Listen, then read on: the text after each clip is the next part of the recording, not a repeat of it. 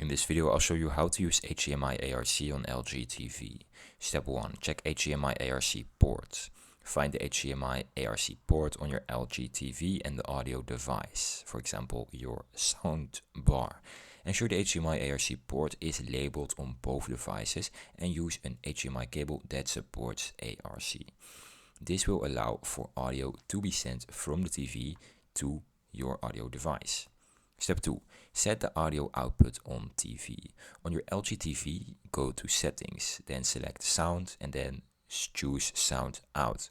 Choose HDMI ARC as the audio output option.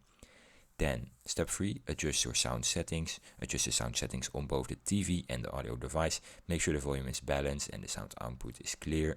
You may need to adjust the sound modes for better performance. And that's it. That's how you use HDMI ARC on your LG TV. If you found this video helpful, please subscribe. And if you have any questions, you can leave them in the comments down below.